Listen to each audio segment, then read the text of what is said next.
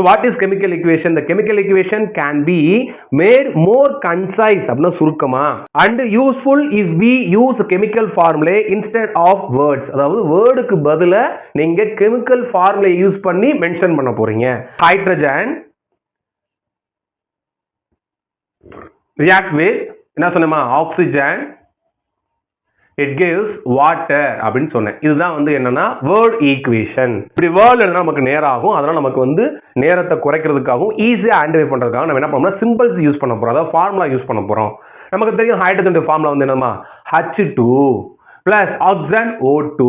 Water formula நம்ம எல்லாம் தெரியாதுமா H2O. இதுதான் வந்து என்னன்னா நான் அந்த கெமிக்கல் ஃபார்முலா யூஸ் பண்ணி எழுதக்கூடிய ஒரு ஈக்குவேஷன். இந்த ஈக்குவேஷன் வந்து பாத்தீங்க என்ன சொல்லுவாங்கன்னா ஸ்கெலட்டல் ஈக்குவேஷன் அப்படின்னு சொல்லுவாங்க. அதாவது அன்பேலன்ஸ்டு ஈக்குவேஷன். நமக்கு தெரியும் இன் லெஃப்ட் ஹேண்ட் சைடு என்ன இருக்கும் அப்படின்னா ரியாக்டன்ட் இருக்கும். இன் ரைட் ஹேண்ட் சைடு என்ன இருக்கும் அப்படின்னா நமக்கு என்னமா தெரியும் ப்ராடக்ட்ஸ் இருக்கும். நமக்கு தெரிஞ்ச விஷயம் தான் உங்களுக்கு ஆல்ரெடி ஏற்கனவே படிச்சிருப்பீங்க. லெஃப்ட் ஹேண்ட் சைடில் இருக்கிறது எல்லாமே ரியாக்டன்ட், ரைட் ஹேண்ட் சைடில் இருக்கிறது எல்லாமே என்னது ப்ராடக்ட். இப்போ நம்ம என்ன பண்ணணும் அப்படின்னா இந்த பக்கம் இருக்கக்கூடிய நம்பர் ஆஃப் எலமெண்ட்ஸும் அந்த பக்கம் இருக்கு அதாவது ரியாக்டன்ட் சைடும் ப்ராடக்ட் சைடு ரெண்டு சைடு வந்து பார்த்தீங்கன்னா நம்பர் ஆஃப் எலமெண்ட்ஸ் ஈக்குவலாக இருக்கணும்.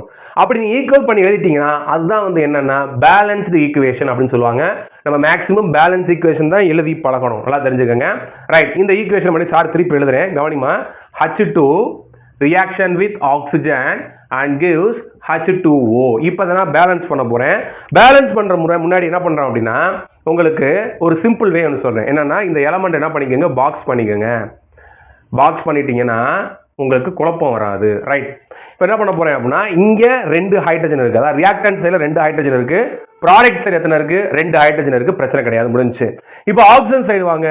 ஆக்சிஜன்ல எனக்கு எத்தனை இருக்கு ரெண்டு ஆக்சிஜன் இருக்கு ரியாக்டன்ட் சைடுல, ப்ராடக்ட் சைடுல ஒன்று தான் இருக்கு. இந்த பாக்ஸ் ஏன் போட சொன்னேன் அப்படின்னா இப்போ இங்க ரெண்டு வாரம்னா என்ன பண்ணணும் நீங்க இங்க ரெண்டு ஆட் பண்ணணும். இந்த பாக்ஸுக்கு முன்னாடி தான் ஆட் பண்ணணும்.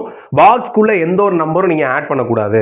ஸோ பாக்ஸ்க்குள்ள ரெண்டு போட்டீங்க அப்படின்னா நல்லா கவனிங்க. இந்த ஆக்சிஜன் ரெண்டு ஆயிடுச்சு, அது சால்வ் ஆயிடுச்சு. இப்போ புதுசாக ஒன்று கிரியேட் ஆயிருக்கு. ப்ராப்ளம் என்ன அப்படின்னா இங்க 2 இதுக்கும் என்ன ஹைட்ரஜன் ஒட்டு மொத்த H2O காமன் தான் அந்த 2.